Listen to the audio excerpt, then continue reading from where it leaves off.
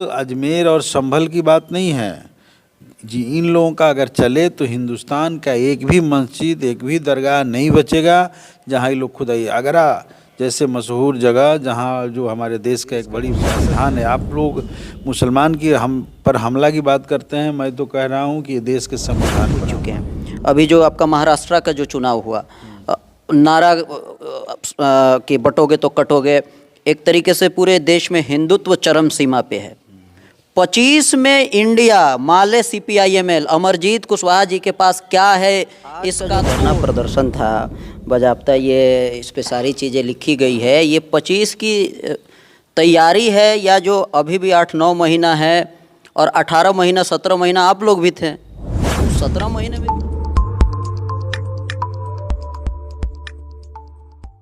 स्वागत है। अलग अंदाज की टीम अभी जीरादेई में है। आप सबको पता है 2 दिन पहले जीरादेई के विधायक, माले विधायक अमरजीत कुशवाहा का जो आपका फेसबुक पेज है, उस पेज से ये पोस्ट डाला गया था। महाधरना दिनांक 17 दिसंबर 2024 11 बजे से देश रत्न डॉक्टर राजेंद्र प्रसाद के प्रतिमा के समक्ष मध्य विद्यालय जीरादेई के पास। बहुत सारी चीज़ें थी इसमें। देखिए, जीरादेई मोड़ से राजेंद्र बाबू के घर तक, जामापुर तक सड़क का चौड़ीकरण तथा लाइट का व्यवस्था, जामापुर कटवार सड़क का तत्काल निर्माण। आपको सारी चीज़ें स्क्रीन पे दिख रहा होगा, ये जो भी इसमें लिखा गया है। जुड़ने की कोशिश करेंगे और समझने की स्वागत है सर हमारे चैनल पर। आपके भी सभी दर्शकों को और आप सबको मेरे तरफ से नमस्कार है, प्रणाम है और सबको शुभकामना है, धन्यवाद है। जी जी। विधायक जी, ये जो आपका पोस्ट है, पोस्ट देखने के बाद हम विपक्ष की बात नहीं कर रहे हैं, लेकिन एक आम लोगों की अगर बात की जाए, आम लोगों के जहन में भी इस तरह का सवाल आ सकता है कि हालांकि माले लड़ाई विचारधारा का लड़ता है, ये सबको पता है, लेकिन फिर भी इलेक्शन 8-9 महीना है और अचानक इस तरीके से इतना सारा, जितने सारे जो नेता हैं खास करके अलग अलग तरीके से पॉलिटिक्स किए हैं, और जिस तरीके से उस जगह का विकास होना चाहिए अब तक नहीं हुआ है। आपसे उम्मीद थी, उसका क्या अपडेट है? देखिए, सबसे पहली बात तो यह है कि बिहार में डबल इंजन की सरकार है जी। दिल्ली में भी सरकार है और पटना में भी सरकार है। हम लोग जब जीते तो जीतने के बाद सर्वप्रथम जब राजेंद्र बाबू के घर पहुँचे, माल्यार्पण किए, तब मेरे मन में भी यह उत्साह जगा कि हमको जनता ने यहाँ से चुन करके भेजी है, तो पहला काम होगा कि इस धरती का ज़्यादा से ज़्यादा विकास हो सके तो करें।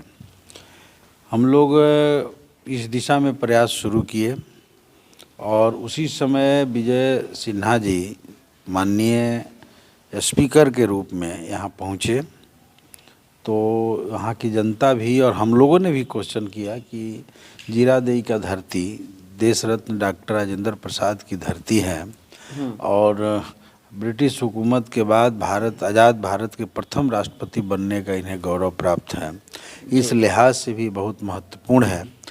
लेकिन आज भी उपेक्षित हैं, यहाँ कुछ नहीं है निर्माण के नाम पर, सिर्फ उनका खंडहर नुमा घर है, तो इसका जो है सौंदर्यीकरण होना चाहिए। उन्होंने भी आश्वासन दिया, प्रभारी मंत्री साथ में थे, उन्होंने भी आश्वासन दिया। फिर हमने तुरंत असेंबली जब शुरू हुआ तो असेंबली में भी क्वेश्चन किया, ध्यान आकर्षण स्वीकृत भी हुआ और उसमें सरकार ने आश्वासन स्पष्ट रूप से कहा कि जीरादेई से लेकर के उनके घर और जमापुर जाने वाली जो सड़क है उसका मजबूतीकरण, चौड़ीकरण और स्ट्रीट लाइट लगवाया जाएगा और जीरादेई मोड़ पर एक भव्य द्वार बनेगा और इसके साथ ही साथ उसको पर्यटक स्थल के रूप में विकसित किया जाएगा। मुझे बहुत खुशी हुई, हम जब आए यहाँ तो जीरादेई की जनता ने हमें बहुत स्वागत किया कि चलिए आपने असेंबली में पहली बार इस मुद्दे को उठाया है। लेकिन देखते देखते समय का इंतज़ार करते करते मुझे कभी सूचना दी गई कि आगे हो जाएगा, अब हो जाएगा, हो गया है। मैं विभाग को जब खंगाला तो मुझे पता चला कि DPR वगैरह बन के गया है रोड का, लेकिन रोड का DPR गया, अभी पथ निर्माण विभाग ने जब रोड कार्य योजना में लिया तो उसमें इस रोड को छोड़ दिया गया। तो ये मुझे बहुत दुख लगा। मैंने तुरंत मुख्यमंत्री को और उप मुख्यमंत्री विजय कुमार सिन्हा जी को, जो उस समय स्पीकर थे, उनको जो है पत्र लिखा और जा कर के दिया। अभी एक पत्र मेरे ऊपर उन्होंने भेजा है, मेरे घर पर भेजा है वहाँ आवास पर, जिसमें उन्होंने कहा है कि अभियंता प्रमुख को यह दे दिया गया है, मैंने अग्रतर कार्रवाई के लिए। तो खैर जो हो, तो ये लड़ाई हमारी थी और हम आज भी लड़ रहे हैं। लेकिन ये बात बिल्कुल सही है कि आप जीरादेई मोड़ पर जब जाएंगे या कोई भी आदमी इस रास्ते से गुजरता होगा तो उसको ये एहसास तक नहीं होता है कि ये राजेंद्र बाबू का गांव हो सकता है। दोनों ही सरकारें कुछ नहीं किया, और मैं समझता हूँ आज तक की कोई सरकारें वहाँ कुछ नहीं किया। वहाँ आज जिस पार्क में हम लोग धरना पर बैठे थे, महाधरना दिए थे, भारी संख्या में लोग जुटे हुए थे, उसमें हम आम नागरिकों को आमंत्रित किए थे। केवल हमारा पार्टी का कार्यक्रम नहीं था। और हम लोग देखे कि उस पार्क में एक फूल नहीं दिखाई दिया, एक फूल नहीं दिखाई दिया। वो पूरा का पूरा पार्क जिसमें उनका स्टैचू खड़ा है आदमकद, एक फूल लगाने वाला आदमी कोई नहीं है, ना फूल लगाया गया है। हम लोग तो अपना पैसा से गेट बनाने के लिए योजनाओं में लिख दिया गया, तो हमारे जो गाइडलाइन है उसके तहत स्वीकृत ही नहीं हुआ, तो हम तो अपना पैसा नहीं दे पाए। हम वहाँ पार्क को विकसित करने के लिए, जिम के लिए भी हमने लिखा, वो भी स्वीकृत नहीं हो पाया। तो उसमें हमारा अपने विधानसभा विधायक मद के पैसे लगाने का कोई जगह नहीं है। जो भी काम होगा सरकार के बड़े स्कीम के जरिए होगा, और उस स्कीम के जरिए कोई कार्रवाई आज तक नहीं हुई है। न पार्क बना, न स्ट्रीट लाइट लगा, न वहाँ कोई सौंदर्यीकरण हुआ, न कोई होटल विकसित हुआ, न पर्यटक स्थल बनाया गया। किसी ने गोद लिया, बीजेपी के एमपी 2-2 बार रहे, गोद लिए, वो भी नहीं हो पाया। तो मैं समझता हूँ कि ये पूरी तौर पे उपेक्षित रहे हैं। यह एक और शहीद वहाँ हमारे बहुत महत्वपूर्ण है, शहीद उमाकांत सिंह, उनके यहाँ भी हम लोग जाते हैं तो एक छोटी सी मूर्ति है, वहाँ भी उपेक्षित रहे हैं वो लोग, तो बता रहे हैं। और बाकी हम तो बहुत लड़ करके अपने इलाकों में सड़क का निर्माण कराए, बहुत काम हुआ है, इसमें कोई शक नहीं है, और आगे भी हो रहा है, और हमारे मत से भी हो रहा है। लेकिन वो नहीं हो पाया तो मैं मजबूर हो करके, चूँकि सरकार अगर नहीं कराएगी तो हमने इस लड़ाई को शुरू किया है कि सरकार सबको बाध्य करेंगे।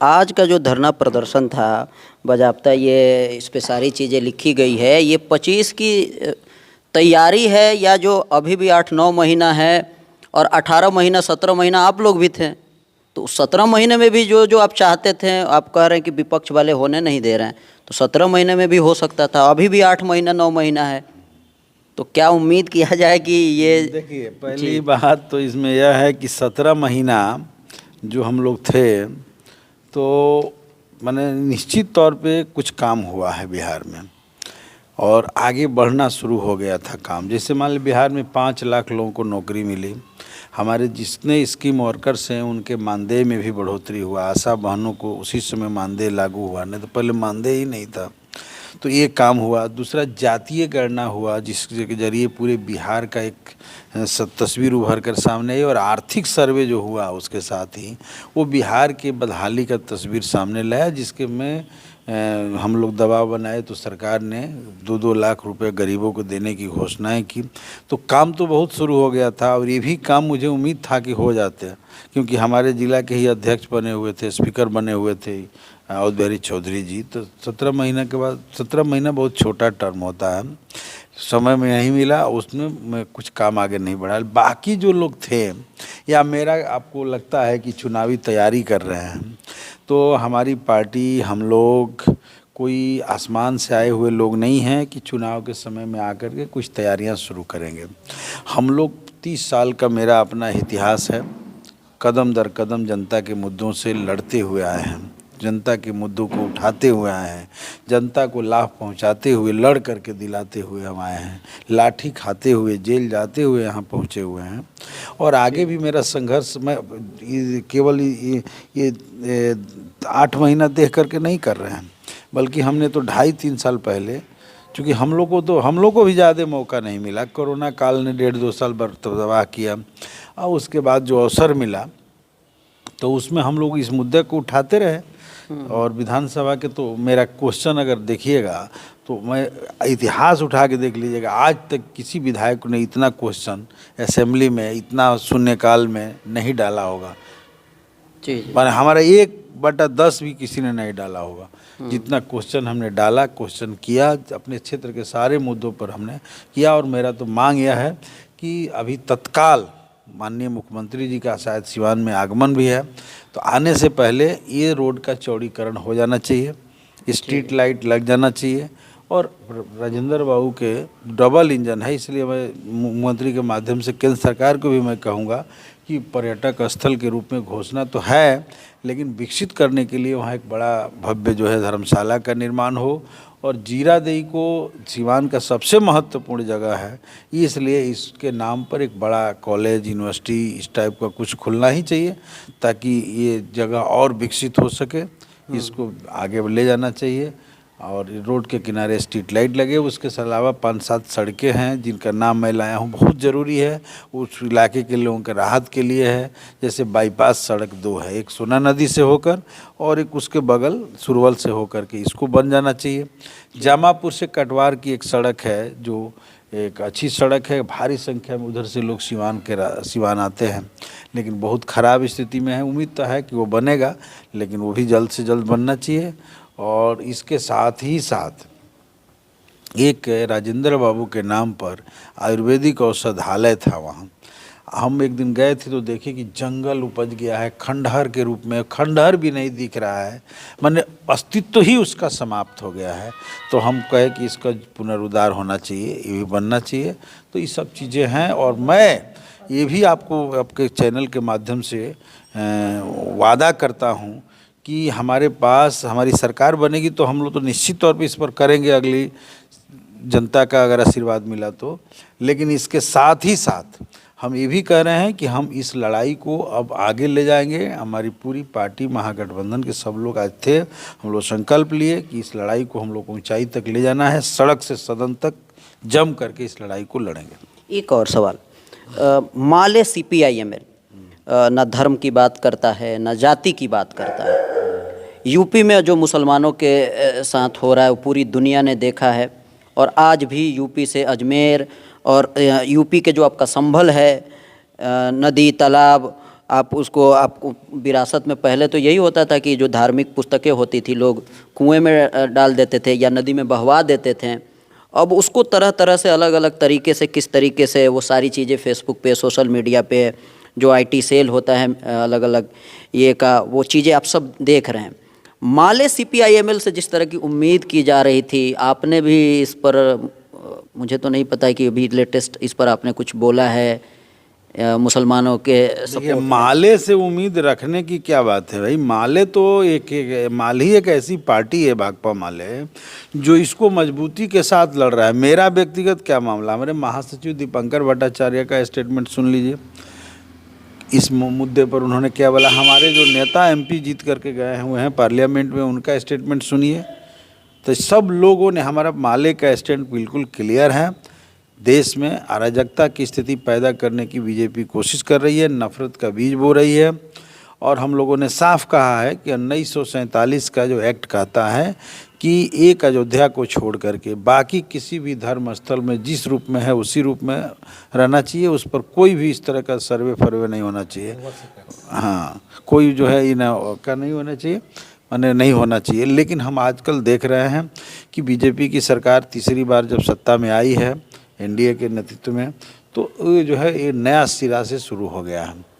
और हम तो ये भी देखें कि हमारे देश का जो संविधान है, आप लोग मुसलमान की हम पर हमला की बात करते हैं, मैं तो कह रहा हूँ कि ये देश के संविधान पर हमला, देश के लोकतंत्र पर हमला है। हमारा देश इस बात का इजाज़त नहीं देता, हमारा संविधान इसका इजाज़त नहीं देता है। हमारे संविधान के प्रियम्बल में जो 2 शब्द हैं कि भारत एक समाजवादी गणराज्य होगा और भारत एक धर्मनिरपेक्ष राज्य होगा, इस पर ज़बरदस्त अटैक है। और इस तरह से अगर होने लगेगा तो हिंदुस्तान नहीं बचेगा। हिंदुस्तान का विकास की बात छोड़ दीजिए, ये देश नहीं बचेगा। और मैं तो कहूँगा कि पूरे हिंदुस्तान के सच्चे यदि कोई नागरिक है तो जाति और धर्म से ऊपर उठ करके एकजुट होकर के इसका मुकाबला करना, और ऐसी ताकतें जो इस तरह की कोशिश कर रही है उनको नेस्तनाबूद करने की ज़रूरत है। और हमारी पार्टी भाकपा माले इस लड़ाई में सबसे अगली कतार में है, रहेगी। हम सब लोग इस लड़ाई इस कार्रवाई के खिलाफ खड़े हैं। संभल के बाद अजमेर का भी जो ख्वाजा गरीब नवाज हैं, केवल अजमेर और संभल की बात नहीं है, जी, इन लोगों का अगर चले तो हिंदुस्तान का एक भी मस्जिद, एक भी दरगाह नहीं बचेगा जहाँ ये लोग खुदाई। आगरा जैसे मशहूर जगह जहाँ जो हमारे देश का एक बड़ी विरासत है और पूरा दुनिया के क्षितिज पर है, उसको भी लोग कह रहे हैं कि वहाँ शिव के मंदिर है।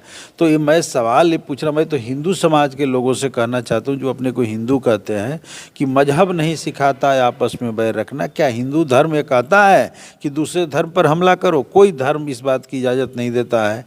सभी धर्म शांति का अपील करता है। बौद्ध का, भगवान बुद्ध का देश है, यहाँ शांति का अपील होना चाहिए और विकास की बात होनी चाहिए। तो ये कोई भी काम एक जगह पर हो रहा है बिल्कुल गलत है, और इन लोगों का चले तो ये सब जगह करेंगे। इनके पास तो दूसरा मुद्दा है नहीं। इनको रोजी रोटी से क्या लेना देना है? देश की जनता भूखे मरे, महंगाई से तबाह हो जाए, नौजवान आजकल क्या है देश में, पूरे देश में पंजाब के बाद मैं देख रहा हूँ कि बिहार एक ऐसा राज्य है, उत्तर प्रदेश एक ऐसा राज्य है जहाँ सबसे ज़्यादा स्माइक और सबसे ज़्यादा नशा के शिकार युवा पीढ़ी हो रहा है। इस पर कहीं से रोक नहीं लग रहा है। बिहार में नीतीश जी का हवा बनाए हुए हैं कि हम शराबबंदी किए हैं, लेकिन पूरा बिहार के युवा पीढ़ी आज किस रास्ते पर चल दिया है? क्राइम के रास्ते पर चल दिया है। क्यों चल दिया है भाई? आपके पास एजेंडा है क्या रोजगार देने का? वो तो महागठबंधन में कुछ रोजगार लोगों को सरकारी मिल ही गया, इन लोगों के पास कोई मुद्दा है रोजगार का? अच्छा, अब आप देखिए ना, रास्ता अब निकले हुए हैं, महिला सशक्तिकरण करने के लिए निकले हुए हैं। हम पूछा कौन चीज़ उसमें क्या क्या लिखे हैं? बाल विवाह रोकेंगे। अरे सामाजिक कार्य की जवाबदेही आपको जनता दी है।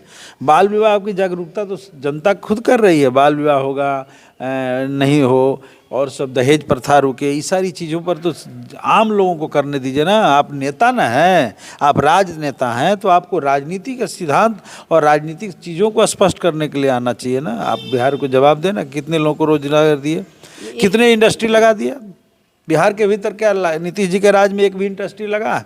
नहीं, ऐसा नहीं है। जो आपका जो हरदिया मोड़ था, पहले वहाँ मिल हुआ करता था। लघु उद्योग तो अभी देखने को मिल रहा है। कौन सी मिल रहा है लघु उद्योग? छोटा छोटा उद्योग तो लगा है। ढाक के 3 पात एक आध को कहीं देखा, वही उद्योग है भाई। बिहार का बंटवारा जब हुआ तो बिहार के बंटवारे के साथ ये बात आई ना कि झारखंड में सारे इंडस्ट्री जा रहे हैं, तो बिहार का डेवलपमेंट कैसे होगा? क्या कृषि से बिहार का विकास होगा? तो यहाँ कृषि पर आधारित उद्योग लगना चाहिए था, लेकिन कृषि पर आधारित गन्ना से जितने चीनी मिले थे सब बंद हो गए। उसके अलावा अन्य इंडस्ट्री अगर मान लें, बिहार में लीची का पैदावार होता है, आम का पैदावार होता है, केला का पैदावार होता है, यहाँ आलू का पैदावार होता है। आलू यहाँ से जा कर के हरियाणा में चिप्स बनता है, यहाँ से केला जाकर फास्ट फूड बनता है दूसरे प्रदेशों में, वहाँ फैक्ट्रियाँ लगी हुई। यहाँ के लीची और आम दूसरे जगह जा कर के फास्ट फूड तैयार होता है। क्या बिहार के भीतर इस पर आधारित कोई इंडस्ट्री है? यहाँ के नौजवानों को काम देने के सरकार के पास कोई योजना है? दिन रात बैठ करके खाली बहुत काम किए हैं, बहुत काम किए हैं, यही करते रहते हैं और भाजपा को हम मजबूत करते रहते हैं। एक और सवाल, हालांकि हम पहले ये पूछ चुके हैं।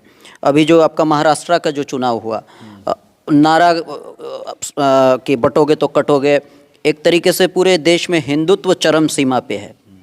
25 में इंडिया, माले CPIML, अमरजीत कुशवाहा जी के पास क्या है इसका तोड़ कि ताकि आप लोग चुनाव जीते और इंडिया का सरकार, मतलब आप महागठबंधन का सरकार। देखिए, झारखंड में भी इलेक्शन हुआ है जी, आपने देखा। झारखंड सरकार ने मैया सम्मान योजना 1000 रुपये महिलाओं को दिया और अभी 2500 देने की घोषणा की है। हम मांग करेंगे, अभी कर रहे हैं कि नीतीश जी अगर सचमुच में बिहार की बात आप करते हैं, महिलाओं की सशक्तिकरण की बात, तो सबसे पहले 3000 रुपया मैया सम्मान योजना, माता सम्मान योजना दें। क्योंकि महिलाएं घर में दिन रात काम करती हैं, उनको क्या मिलता है? उनकी हालत तो बहुत बुरी है। वो तो 10 रुपये के लिए पति के पास हाथ पसारने जाती है। ये नीतीश जी को लागू करना पड़ेगा। 3000 रुपया पेंशन देना होगा, नहीं देना होगा तो ये हमारे मुद्दे होंगे। और हम साफ कहना चाहते हैं कि अगर हमारे लोगों की सरकार बनेगी तो ये हम देंगे। हम बिहार के लिए अंदर 10 लाख जो नौकरी की बात थी, 10 लाख तो सरकारी नौकरी, हम लोग ये एजेंडा लेकर जाएंगे कि बिहार के अंदर इंडस्ट्री का जाल बिछाया जाएगा और बड़े पैमाने पर नौजवान को नौकरी दे करके पलायन रोकेंगे। और साथ ही साथ बिहार में जो क्राइम है उस कंट्रोल होगा। ये सारे मुद्दे हैं जिसको लेकर हम 25 में जाएंगे। हिंदुत्व